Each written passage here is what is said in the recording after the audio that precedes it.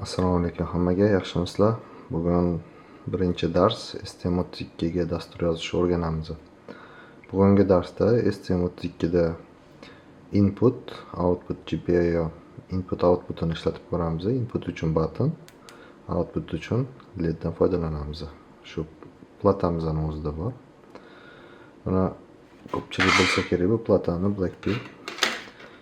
Bunga dastur yozish uchun programmator kerak bo'ladi bizga. Ground, clock, data ulaymiz. Power biza USB orqali beramiz.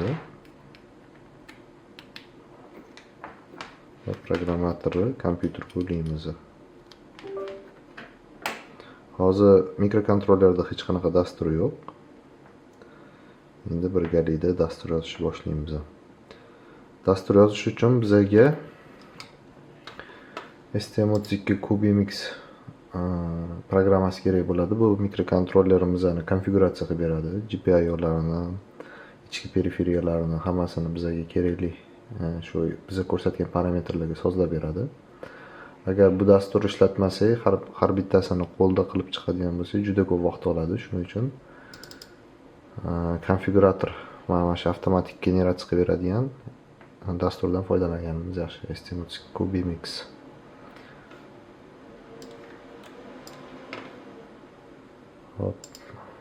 Dasturga kirdik, endi loyiha yaratamiz. Loyihamiz uchun kerakli bo'lgan mikrokontrollerni qidiramiz. Bu yerda juda ko'p mikrokontrollerlar bor. Shuning ichidan qidiramiz. Bizning mikrokontrollerimiz qo'limizda turgan STM32 F411. Hop, keyin SEU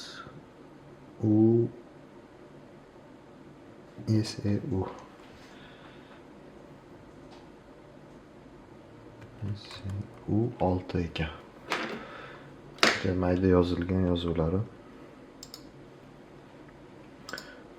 Xo'p, mikrokontroller mana topdik. Endi start project.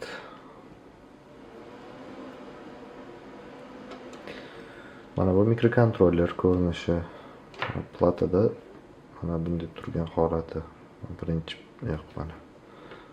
Birinchi pin bu yerda. Mana bu yerdan boshlab sanaladi. Hop, bizga endi platamizdagi GPIO portlar qayerga ulangani, button qaysi portga ulangan, qaysi pinga ulangan, LED qaysiga ulangan va qanaqa kristal turganini bilishimiz uchun bizga bu platani sxemasi kerak bo'ladi. Endi sxemani ochib olaman. Internetdan qidirsanglar topiladi. Ochiq manbada bor. Blackpill F411 deb qidirsanglar chiqadi.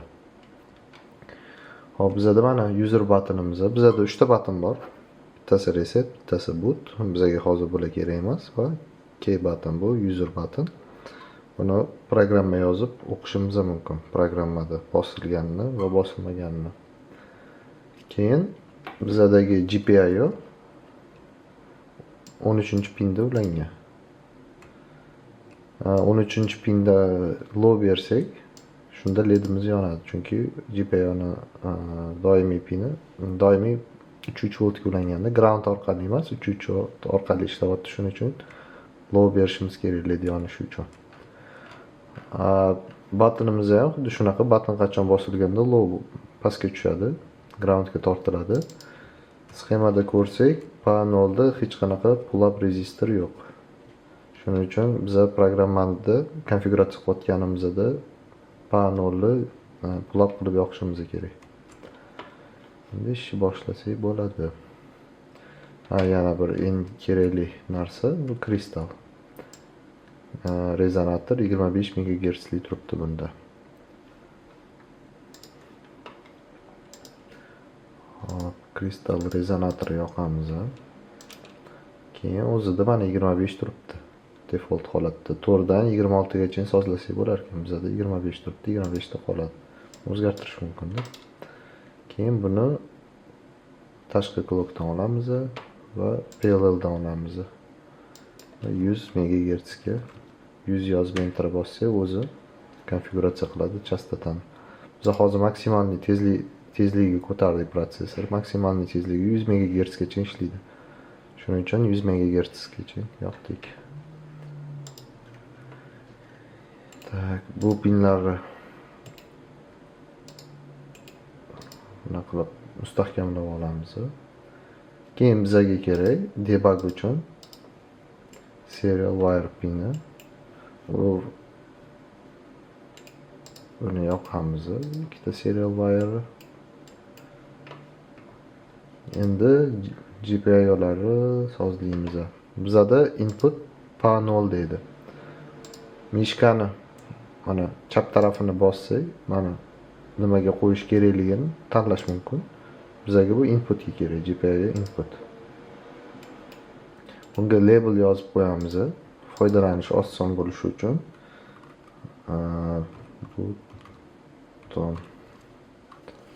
Button yozdik. Label foydalanish oson. Agar buttonlaringiz ko'p bo'ladigan bo'lsa, misol uchun 1 deb yozsangiz bo'ladi. Bu yerga button 1, button 2 qilib. Bizda ledimiz PS13 deydi. PS13 da. Yana xuddi shunaqa mishkani o'ng tarafini bosamiz va buni output qilamiz. Chunki bizga led boshqarish uchun kerak bu. Ha, bunga bitta label qo'shib yuboramiz. Led deb yozamiz. Led. Endi to'liq hozir bu yerda input, output qilib qo'yib oldik. Endi to'liq nastroykasini bu yerda qilamiz. Mana GPIO qismiga o'tamiz. System code, GPIO mana boyagi nolimizni boyatganimdek tashqi bizga pull up kerak. Input mode, pull up, pull down bor, pull up bor. Bizga pull up qilish kerak. Pull up rezistorini yoqish kerak ichga. Keyin bizga led. Ledimiz low bergani uchun yoqiladi. Mana bu initializatsiya valyusida. Agar bu low turadigan bo'lsa, dastur ishga tushishi bilan bu led yoqilib qoladi har doim. Shuning uchun led yoqilmasligi uchun uni high qilib qo'yamiz, bo'ldi. Dastur ishga tushdi. Biz led yoqmagunimizgacha ledimiz o'chiq turadi default holatda. Qolgan nastroykalar shart emas bular. Push pull mode, ya'ni pull up kerak emas, tezligi low. Bizga eng minimal konfiguratsiya mana shu narsalar kerak. Input, output tekshirishimiz uchun. Endi clockka bo'ldi boya, birinchi bo'lib clockka konfiguratsiya qildik, ikkinchi GPIO'ni qildik, endi proyektni. Men har doim yaxshi ko'raman. Men initializatsiya fayllarini alohida qilib chiqarish uchun menga ptichka qo'ysanglar, dasturlar bitta mainsiga yetib bormaydi-da, hamma konfiguratsiyalari alohida fayl yaratadi. Endi qaysi sistema CMake tanlaymiz, chunki biz VS Code'da dastur yozmoqchimiz. Agar sizda boshqa IDE'lar bo'lsa, ular tanlashingiz mumkin. Ko'pchilik KubeMX ishlatish mumkin yoki Kale yoki Yar. Biz VS Code yozamiz, chunki VS Code oxirgi paytlar dasturchilarimiz biladi. AI qo'shilib, Cloud Code, ya'ni dastur yozish juda qulay bo'lib qoldi VS Code'da. To'g'ri, endi o'ziga KubeID'ning o'ziga xos yaxshi plus taraflari bor, lekin biz VS Code'dan foydalanamiz. AI bo'lgani uchun. Endi proyektimizga nom beramiz. Bu menda hozir bu default holatda qayerga saqlanish kerakligini tanlangan. Bu yerda tanlasangiz bo'ladi, qaysi joyga tanlash kerak. Proyektga nom beramiz. Misol uchun dars 1 deylik. Birinchi dars. Qolgan ularga tegmaymiz. Konfiguratsiyalarga shu holatda qoladi va generate code deb bosamiz. Bu bizlar uchun hamma kerakli narsalar boya mana bu yerga qo'ygan hamma konfiguratsiyalarimizni taxlab beryapti. Generatsiya qilib berdi. Mana ochildi. Mana bu yerda proyektimizda turibdi mana. Hamma kerakli ichidagi library'lari, driverlar shuning ichida. Endi biz VS Code orqali shu joyga kiramiz lokatsiyaga.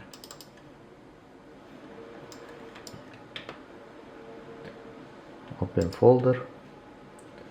Bizda test. Select folder. Mana bo'ldi. Proyektimiz tayyor ishlashga.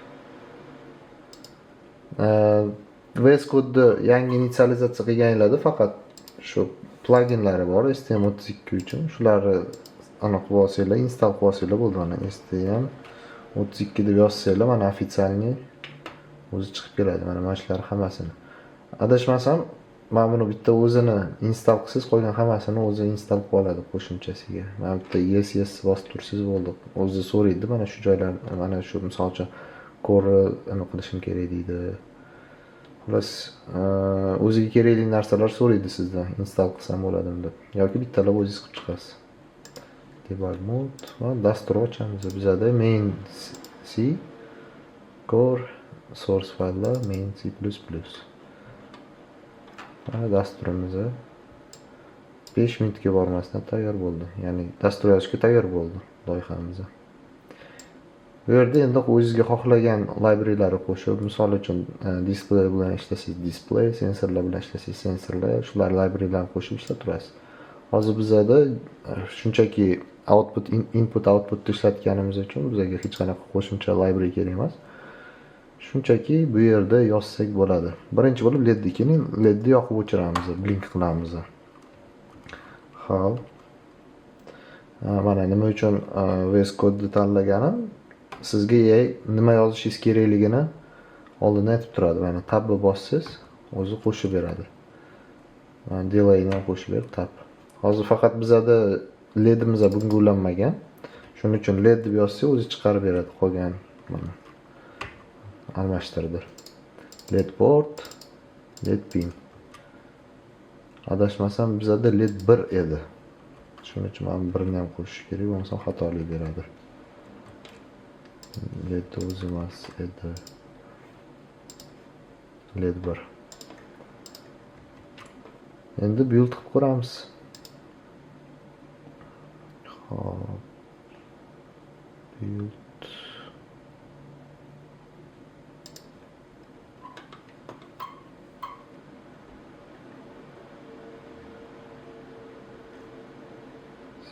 build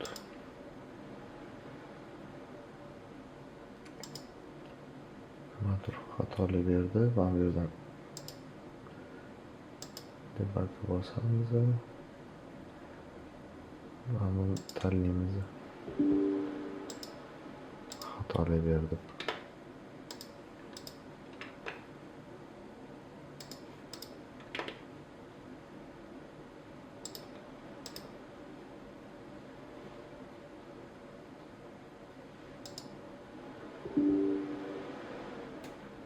Build file.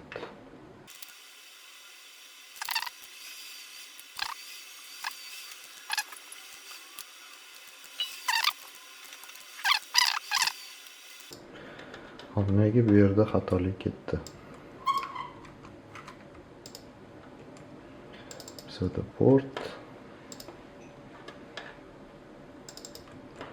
Mana bu joyini noto'g'ri yozgan ekan. Mana bu joyini noto'g'ri yozgan ekan, avtomatik to'latgan. Mana endi bizda build bo'lishi kerak.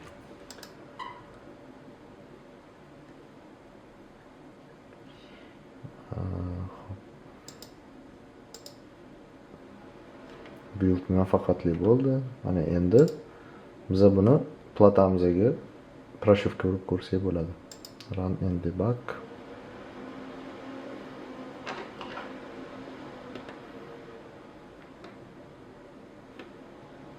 Play bosamiz. Mana ko'rib turganingizdek programma ishlayapti. LEDimiz yonib o'chyapti. Endi input signalni olamiz va input signal bosilganda LED yonib o'chadigan qilamiz. Stop. Dasturga shart qo'shamiz endi. If deymiz. O'zi qo'yib berdi mana bizga. Ham joyini tashsa bo'ladi. Hamma joyini qo'yib berdi. Bizda faqat button bor-ku, bizda inversini turibdi-ku, reset bo'ladi. Ya'ni button bosilganida bizada toggle qilish kerak emas, shunchaki buni reset qilish kerak.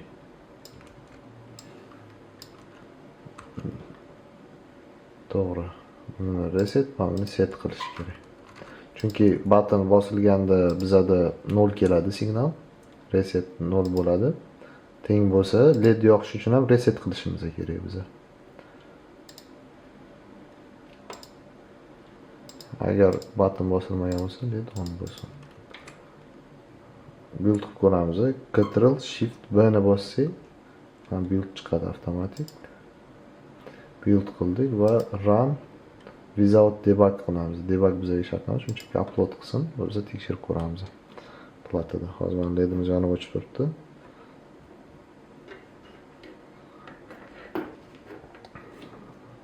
Pрошивка bo'lmadi nimagadir.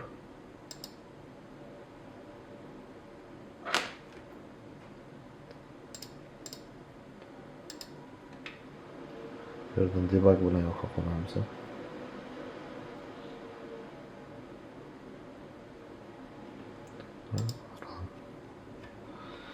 Endi mana LEDimiz yonib o'chish to'xtadi. Endi buttonni bosganimizda LEDimiz yoqiladi.